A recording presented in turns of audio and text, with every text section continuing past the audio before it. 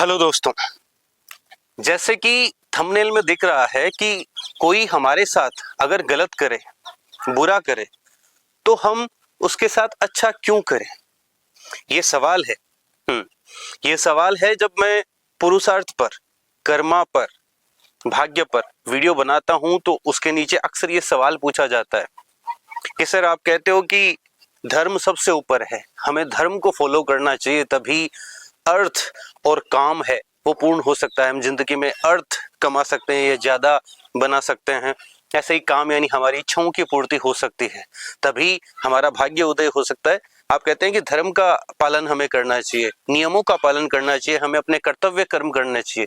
लेकिन बताओ, अगर कोई व्यक्ति है जो हमारे साथ बुरा करता हो, हमारे साथ गलत व्यवहार करता हो, तो फिर हम उसके साथ अच्छा कैसे कर सकते हैं? माना आपने कह दिया कि अच्छा करो, सबके हित में सोचो, अपने कर्तव्य कर्म निभाओ, लेकिन कोई हमारे साथ बुरा करे तो फिर हम कितना अच्छा करेंगे? तो ये सवाल कहीं ना कहीं ठीक है, आपकी बात सही है कि कोई हमारे साथ बुरा करता है या वो अपनी ड्यूटी, अपना कर्तव्य हमारे प्रति नहीं निभाता है। जैसे मान लो हमारा कोई फैमिली मेंबर है जिसके प्रति हमारा कर्तव्य है और उसका भी हमारे प्रति कर्तव्य है, ठीक है, और वो अपना कर्तव्य भूल गया है, वो नहीं निभाता है, ठीक है, और कोई अन्य व्यक्ति या परिवार वाला व्यक्ति है जो हमारे साथ बुरा बर्ताव करता है, गलत व्यवहार करता है, बुरा करता है, तो फिर हम उसके साथ कैसे अच्छा कर सकते हैं या मन नहीं कर सकता। लेकिन यहाँ पे यही समझना है आपको जी, हमें सामने वाला गलत करे, बुरा व्यवहार करे, व्यवहार के केस में मैं ये नहीं कहता हूँ कि बहुत ज्यादा गलत करे उस वक्त, मैं अभी नॉर्मल व्यवहार की बात कर रहा हूँ, नॉर्मल कर्मों की बात कर रहा हूँ। उस केस में हमें अपने अच्छे कर्म को नहीं छोड़ना है, हमें अपने कर्तव्य को नहीं भूलना है। चलो मैं मेरी बात एक एग्जाम्पल से शुरू करता हूँ। एक बार एक कोई संत थे, वो अपने शिष्यों के साथ एक नदी के किनारे पर चर्चा कर रहे थे। तो वहां पर एक बिच्छू नदी से निकल के आता है और वो उन संत को काटता है।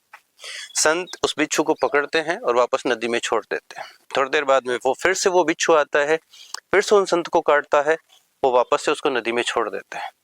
थोड़ी देर बाद में वो फिर आता है, फिर महात्मा जी को काटता है, तो फिर वो उसे छोड़ने जाते हैं। तो एक शिष्य ने महात्मा जी से पूछ लिया कि महात्मा जी ये क्या है? वो आपको बार बार काट रहा है, ठीक है, आपको डंक मार रहा है और आप उसे बार बार जिंदा छोड़ रहे हैं और ऊपर से उसको नदी में और छोड़ के आ रहे हैं, ऐसा क्यों? तो महात्मा जी ने बड़ा सुंदर जवाब दिया कि देखो, वो बिच्छू है, काटना उसका स्वभाव है, डंक मारना उसका स्वभाव है, मैं संत हूं, माफ करना मेरा स्वभाव है, जीवों के हित में सोचना मेरा स्वभाव है। जब वो अपने काटने का या डंक मारने का स्वभाव नहीं छोड़ रहा है, तो मैं अपना अच्छा स्वभाव क्यों छोड़ूं? शिष्य को बात समझ में आई। तो यही बात है कि हमारे साथ कोई गलत करता है या हमारे प्रति गलत सोचता है, हमें कुछ गलत कहता है, तो वो कर्म किसका हुआ? वो कर्म तो उस व्यक्ति का हुआ ना, जो गलत कह रहा है या गलत कर रहा है या गलत सोच रहा है, वो हमारा कर्म नहीं हुआ ना। और जिंदगी में हमें हमारे कर्मों की, यानी कि बुरे कर्म है तो उसकी सजा मिलती है, अच्छे कर्म है तो उसका रिवार्ड मिलता है। तो हमें तो फल हमारे कर्मों के अनुसार मिलेगा ना कि उस व्यक्ति के कर्मों के अनुसार। लेकिन उसके गलत सोचने के कारण, उसके गलत कहने के कारण, उसके गलत करने के कारण अगर हम भी गलत कर्म करते हैं तो हमसे भी तो गलत कर्म हो जाता है और उसकी सजा तो फिर हमें मिलेगी ना। उस व्यक्ति, वो व्यक्ति जो भी था, वो जब तक गलत कर रहा था, गलत सोच रहा था, गलत कह रहा था, तब तक तो आपको सजा नहीं मिल रही थी, वो तो उसका क्षेत्र था। लेकिन जो ही उसकी वजह से आपने कुछ गलत किया या गलत कहा, तो फिर आपको गलत कर्म की सजा होगी नहीं होगी? ये तो ठीक वैसे ही हो गया जैसे मान लो कभी मंदिर में या किसी भीड़ भाड़ भरे स्थान में हम चप्पल खोलते हैं और अंदर जाते हैं, लेकिन जब बाहर आकर देखते हैं तो हमारी चप्पल हमें नहीं मिलती है। तो फिर जनरली जो लोग करते हैं वो क्या करते हैं कि किसी दूसरे की चप्पल पहन के आ जाते हैं। तो क्या ये सही है? यानी किसी ने उस व्यक्ति की चप्पल पहनी, उसके साथ गलत हुआ, ठीक है, कोई उसकी चप्पल पहन गया, और अब उसके पास यदि ऑप्शन है, मान लो कि कोई ऐसा वो व्यक्ति उसको दिख रहा है जो इसकी चप्पल पहन के गया, तो जाके उससे मांग सकता है, ठीक है, या उसको पता चल गया कि वो व्यक्ति पहन गया, तो जाके उसके घर जाके मांग सकता है, ठीक है। यहाँ पर भी अभी ये है कि जो व्यक्ति उसकी चप्पल ले गया है वो ये माने या ना माने कि मैं उस तेरी चप्पल लेके आया हूँ, अगर वो ना माने तो कौन सा उससे चप्पल के लिए लड़ लोगे, ठीक है। लेकिन मान लो अब हमें पता ही नहीं है कि कौन पहन के गया, तो उस व्यक्ति को जब पता ही नहीं है कि कौन पहन के गया और वो किसी दूसरे की चप्पल पहन गया, तो उसके साथ हुआ वो प्रारब्ध मान के उसको एक्सेप्ट कर लेना चाहिए। लेकिन अगर वो दूसरे की चप्पल पहन के आ रहा है तो फिर वो तो गलत कर्म हो गया ना, फिर वो तो चोरी हो गई ना। किसी अब वो उसके जब वो आके व्यक्ति अपने चप्पल ढूंढेगा तो वो गाली किसे देगा, वो बुरा किसके बारे में सोचेगा, वो तो इसी के बारे में सोचेगा। तो इस केस में दूसरे की चप्पल पहनने की बजाय ये एक्सेप्ट कर लो कि ठीक है हमारी गुम हो गई, आगे से हमें ज्यादा सावधान रहना है, ठीक है, ये जैसा भी था ये प्रारब्ध ऐसा ही था। तो वहां पर कम से कम हमारे जो कर्म है वो तो खराब नहीं होंगे।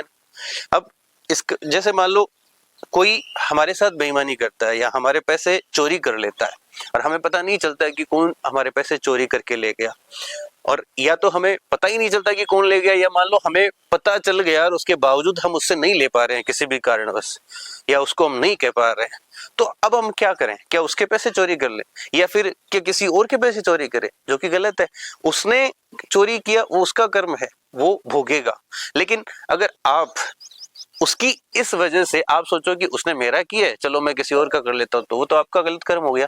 किसी ने आपको धोखा दिया तो आप उससे बदला नहीं ले पाए या उसको कुछ नहीं कह पाए, तो आप क्या दूसरों को धोखा दोगे? तो फिर वो भी तो गलत कर्म हो गया ना। कोई आपसे जलता है तो क्या आप किसी दूसरे से जलोगे? कोई आपको गाली दे रहा है पर आप जैसे मान लो कई बार ऑफिस में जैसे मान लो कोई बॉस है और वो एम्प्लॉई है उसको गाली दे रहा है, अब उसका बॉस पे तो बस नहीं चल रहा और वो घर आके अपनी पत्नी को या बच्चे को या किसी और व्यक्ति को गाली दे रहा है, तो उसका गलत कर्म बना या नहीं बना घर आके? ठीक है, अब बॉस के ऊपर बस नहीं था या बॉस ने गलत कर्म किया तो ये भी तो वही कर रहा है। ठीक है, यानी कहने का मतलब है कि कोई गलत कर रहा है, कोई गलत कह रहा है, कोई गलत सोच रहा है, तो वो उसका कर्म है, वो हमारा कर्म नहीं है। और हम जो है वो हमारे कर्मों के लिए रिस्पॉन्सिबल हैं, दूसरों के कर्मों के लिए नहीं है। हमें फल या सजा जो मिलती है वो हमारे कर्मों के लिए मिलती है। ऐसे ही जिन लोगों के प्रति हमारा कर्तव्य बनता है, जैसे हमारे घर परिवार में हमारे मम्मी पापा के प्रति है या भाई बहन के प्रति है या बच्चों के प्रति है या पति पत्नी के प्रति है या सास ससुर के प्रति है, जो भी कर्तव्य बनते हैं वो हमारे उनके प्रति बनते हैं, तो वो तो हमें ईमानदारी से फॉलो करने चाहिए। ठीक है, हाँ, उनका हमारे प्रति क्या बनता है वो जाने, वो सीखें, वो बड़े हैं तो उनको ये समझना चाहिए कि हमारे प्रति उनके क्या कर्तव्य है। अब एक तो है कि रियल उनके हमारे प्रति कर्तव्य है, एक है हमारे उनके प्रति हमारे कर्तव्य, एक तो है जो रियल होते हैं, एक है कि हम मानते हैं।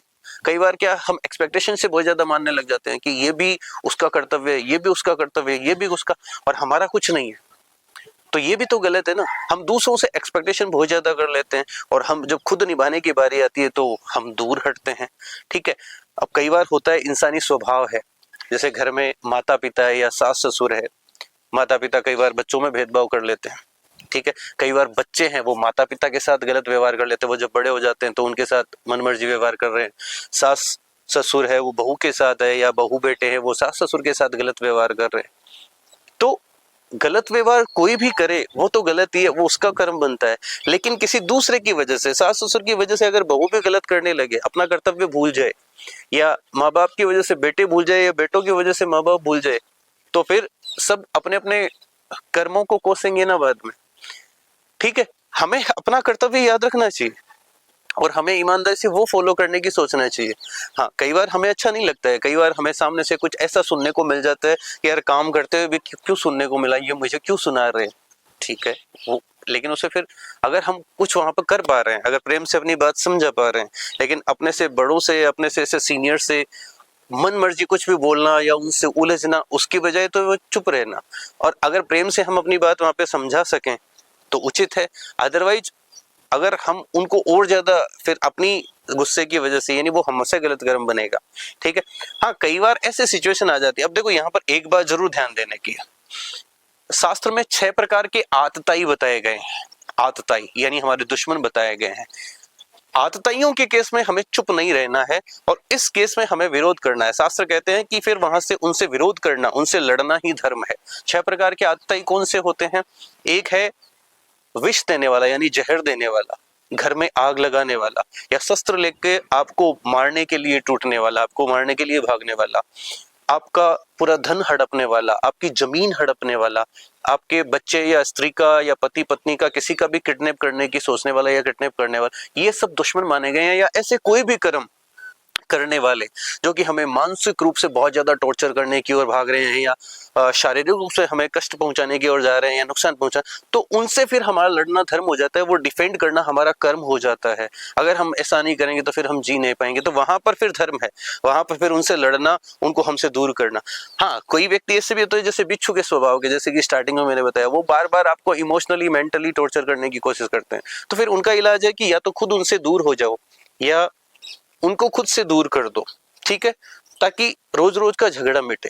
अपने कर्तव्य कर्म जैसे घर में होता है, कई बार बार बार आपस में क्लेश होता है, तो अगर बेस्ट सॉल्यूशन तो है फिर, अगर रोज रोज ऐसा हो रहा है, समझाने पर बार बार अगर सॉल्व नहीं हो रहा है, तो फिर दूर हो जाना ठीक रहता है, बजाय लड़ने के या बहुत ज्यादा गलत कर्म करने के। ठीक है, अपने कर्तव्य कर्म यानी माता पिता के प्रति बच्चों का और बच्चों के प्रति माता पिता का, या सास ससुर के प्रति बहू बेटे का, या बहू बेटे का सास ससुर के, ये जो कर्तव्य है ये हमें याद रखने की कोशिश करनी चाहिए, और ये हमें जहां तक कोशिश है वो निभाने की कोशिश करनी चाहिए।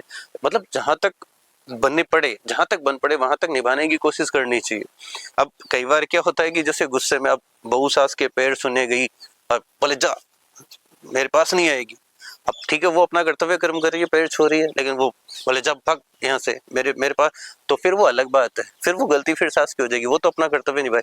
वो खाना देने गई और बोले जा नहीं खाना तेरे हाथ का खाना, या ऐसे ही जो बहू है तो सास बड़े प्यार से उसको रख रही है, लेकिन वो उसको बार बार करिए बोले जा यहाँ से दूर, तू मेरे मुंह मत लग बुढ़िया या वगैरह। या ऐसे ही माता पिता को ऐसे बेटे कहने लगे, या मान लो माता पिता बच्चों को कहने लगे, वो अच्छा होते हुए भी, हीरा ठाकुर जैसे बच्चे होते हुए भी उसको घर से बाहर निकाले। ठीक है, तो सामने वाले को अपना रिस्पॉन्स, हम अगर जिस भी केस में हैं वहां पर हमें अपना कर्तव्य याद रखना चाहिए कि हमें अपना कर्तव्य नहीं भूलना है। ठीक है, अगर खिटपिट हो रही है रोज रोज की इस टॉर्चर से अच्छा है कि हम एक दूसरे से दूर रहने लग जाएं, लेकिन फिर भी जरूरत पड़े तो हम एक दूसरे की सहायता करें। कर्तव्य कर्म जो कि हमारे एक दूसरे से जुड़े हुए हैं, कहीं ना कहीं वो भाग्य भी जुड़े हुए हैं, वो हमें नहीं भूलना है। लेकिन आतताइयों वाले केस में या ऐसे केस में जब जो हमारा नुकसान करने के लिए दौड़ पड़ते हैं, उस केस में फिर हमें डिफेंड करना आवश्यक हो जाता है, वहां पर समझना जरूरी हो जाता है। इसलिए इस वीडियो का सार यही है कि कोई हमारे साथ अनुकूल या प्रतिकूल व्यवहार करे वो उसका कर्म है, विचार करे, ठीक है, कहे वो उसका कर्म है, लेकिन हम कैसा व्यवहार करें, विचार करें, या हम कौन से शब्दों का प्रयोग करें, ये हमारे कर्म है, और हमें हमारे कर्मों के अनुसार हमारा भाग्य बनता है, हमारे कर्मों के अनुसार हमारे परिणाम मिलते हैं। तो हो सके जहां तक मन से, विचारों से, शब्दों से और कर्मों से यानी एक्शन से अपने कर्म ना बिगाड़ें, ना गलत कर्म करें, ना गलत शब्द कहें, ना गलत सोचें। ठीक है, इससे हम धर्म की ओर चल सकते हैं और हम अपनी ड्यूटीज निभाते रहें। और जितना ज्यादा हम धर्म की ओर चलेंगे, लाइफ में कहीं ना कहीं अर्थ और काम यानी इच्छाओं की पूर्ति और धन की पूर्ति अवश्य हो जाएगी। ठीक है, या फिर कहीं ना कहीं जिंदगी में संतोष की ओर तो हम जिएंगे, और इस तरह से हम आगे बढ़ते जाएंगे। जिस भी काम में हम हाथ डालेंगे उसमें सफलता मिलेगी, क्योंकि हम सही हैं, अंदर कोई गिल्ट नहीं रहेगा इसलिए। और हाँ, यहाँ पर मैं एक बात और मेंशन कर दूं कि हमें ये कैसे पता चले कि हम कहाँ सही हैं, कहाँ गलत है, हमारे कौन कौन से कर्तव्य किसके प्रति है। तो इसके लिए हमें या तो शास्त्र पढ़ने चाहिए, यानी भागवत कथा वगैरह, भागवत महाभागवत पुराण है, भगवत गीता है, ठीक है, रामायण है, ये या तो हमें खुद को पढ़ने चाहिए। अगर हम ये नहीं पढ़ पा रहे हैं तो जो संत चर्चा है, सिद्ध संत है, जैसे अभी प्रेमानंद जी महाराज है, तो वो लगभग हर टॉपिक पे बात कर रहे हैं, वो कहीं ना कहीं कर्तव्यों के बारे में बात करते हैं। या बहुत ही प्रसिद्ध संत हुए स्वामी राम सुखदास जी महाराज, उनकी भगवत गीता है साधक संजीवनी नाम से, और उनकी बहुत प्रकार की पुस्तकें हैं जिनमें गृहस्थ के लिए क्या जीवन है या ऐसी बहुत सारी पुस्तकें हैं, तो वो हमें पढ़नी चाहिए। गीता प्रेस गोरखपुर की किसी भी स्टॉल पे आपको मिल सकती है। तो अगर हम चाहते हैं कि हमारे कर्तव्य अकर्तव्य क्या है, हमारे धर्म नियम कायदे क्या है, वो हम जानना चाहे, तो किसी न किसी सिद्ध संत को सुनना, या कोई ऐसा बहुत बढ़िया भागवत कथावाचक जिसको ज्ञान हो उसको सुनना, या ऐसी किताबें पढ़ना, इससे हम जान पाएंगे। और जितना ज्यादा हम अपनी बुद्धि बढ़ा पाएंगे, ये जान पाएंगे, उतना ही हम सही एक्ट कर पाएंगे। और वैसे भी मैं तो अपनी तरफ से ही ये सब जान जान के, सीख सीख के आपके साथ शेयर कर ही रहा हूँ, और मैं अपनी लाइफ में भी ये सब अपना रहा हूँ, और अपना के मैंने ये फायदे भी देखे हैं। ठीक है, और फिर उसके बाद मैं ये समझ पा रहा हूँ कि ये चीजें कितनी इंपॉर्टेंट है, और as a motivational speaker, trainer, counsellor, मैं आपके साथ ये सब शेयर कर रहा हूँ।